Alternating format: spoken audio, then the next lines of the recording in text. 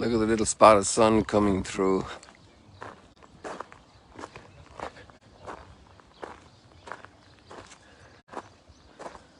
It's amazing. One little hole in the cloud. And a path of life comes forth.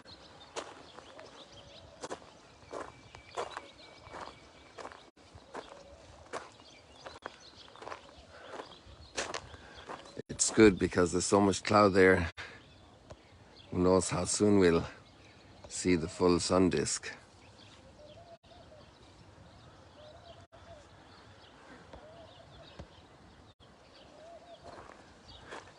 So much light waiting to get out from behind that cloud.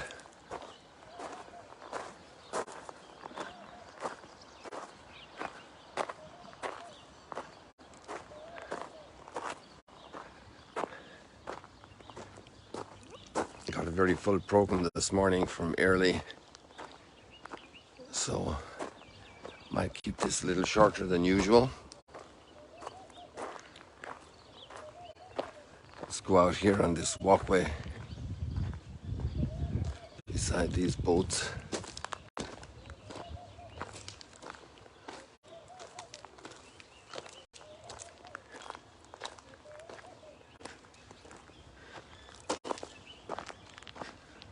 We can go down here. The water is coming up. It's less than a meter down from the full level. I think something like 85 centimeters or so.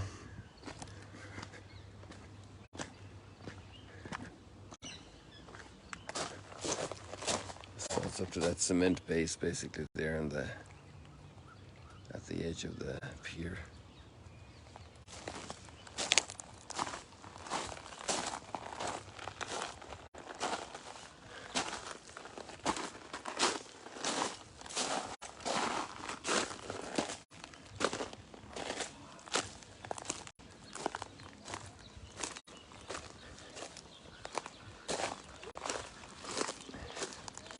It's very nice to see to read the letter that is being sent after all the dispute.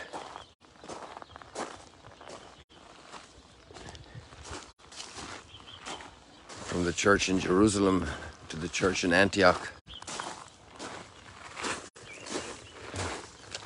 And the practice of sending emissaries to give an oral account besides the written account, because it's personal witness that's so important.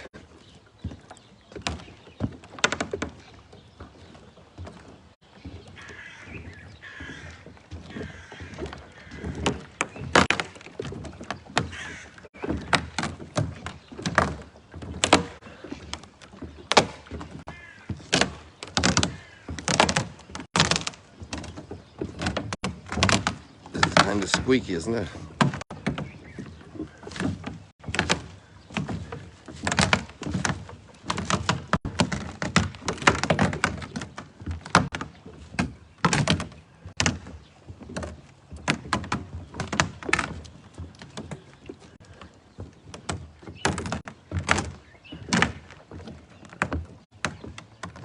And so the motive of the psalm is beautiful. I will give you thanks to you among the peoples, O Lord.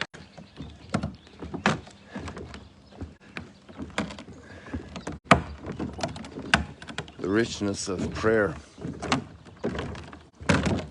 God is glorified when we ask Him for things. But it's very good for us to also thank, to be thankful,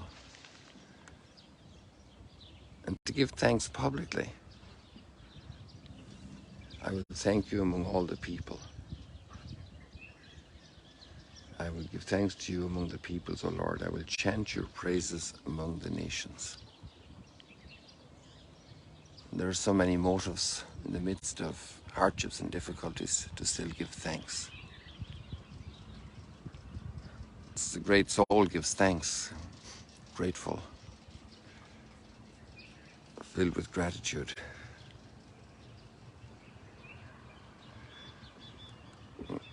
it's good to do that, especially when problems are resolved, but also, even if there's no problem today, it's a good reason to give thanks for all the good things.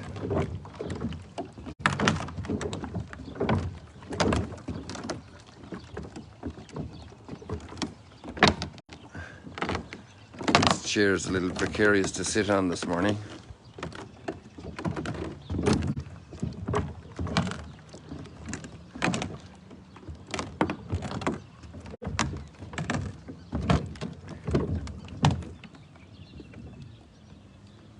Let me see why it's still standing there.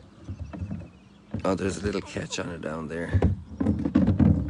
Bring it in here, and it's broken. The back is broken as well. One of the famous archaeologists here in Israel was sitting on a chair at the edge of a big dig in the Herodian. I can't think of his name. And he fell off it, and he lost his life in that moment. It was a very sad loss of archaeological competence, and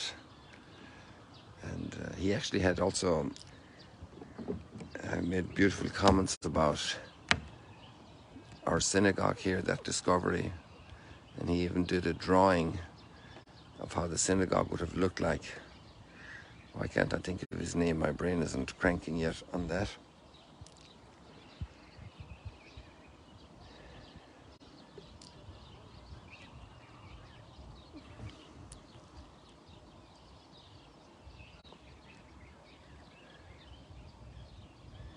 There was a line in the gospel yesterday that Jesus loved us as the Father loved him. Somebody made a comment about this last night, and it's very worthwhile pondering it.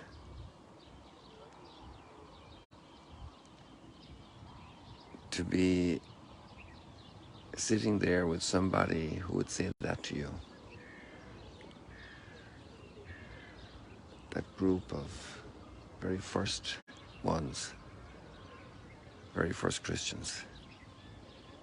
And here we are still in John chapter 15 today. And he said, "You are my friends." Well, if he loved them with the same love the Father loved him, Trinitarian love, the love of the Trinity, incalculable love, the love that the utmost source of love, God is love. And to be loved with that love, no wonder he calls us friends. Because of his love to us. How do you make friends? How does a guy win a girl's heart? Paying attention, respecting her person, buying a gift.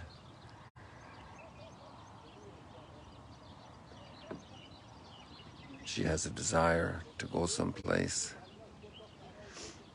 to do some activity.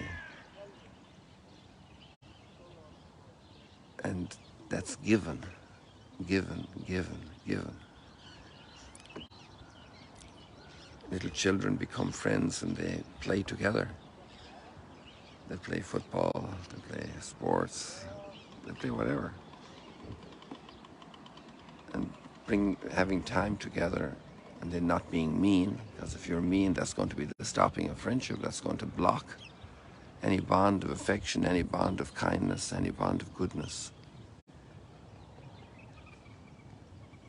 So friendship is made by loving others. And this is the core. If God is love, the core way also of making God known is through friendship, giving to others.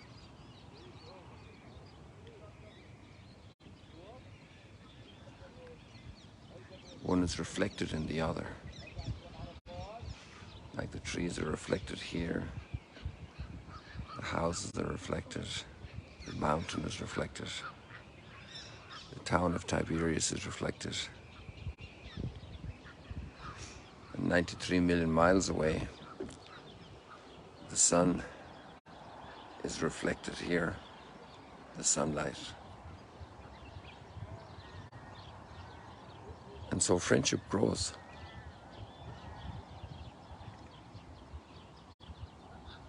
You are my friends. I have called you friends because I have told you everything I've heard from my Father. There's confidence between friends. They share their stories. They undertake things together. And to know oneself loved by God in this way, which is really the beginning from creation.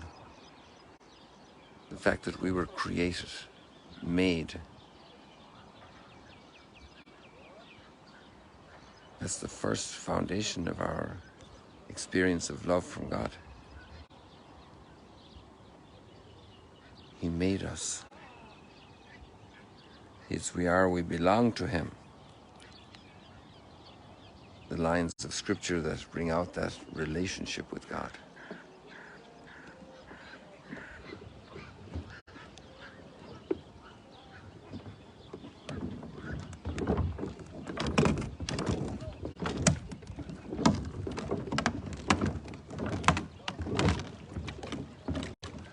It's a lot to ponder upon.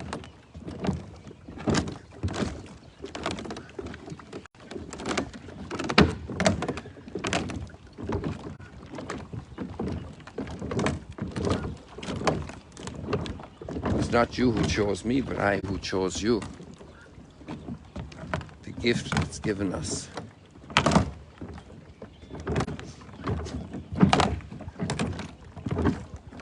And we respond.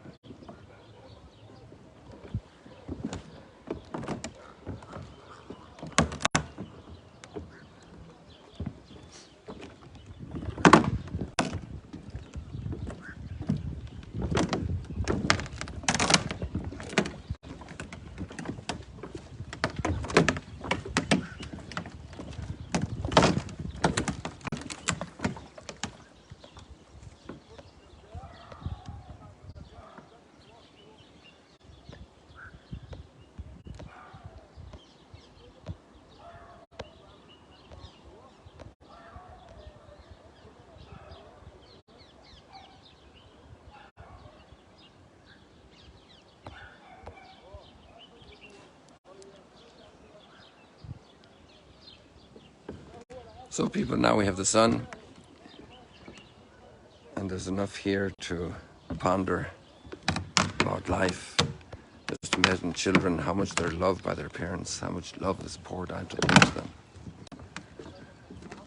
What gratitude we need, despite the imperfections of our parents.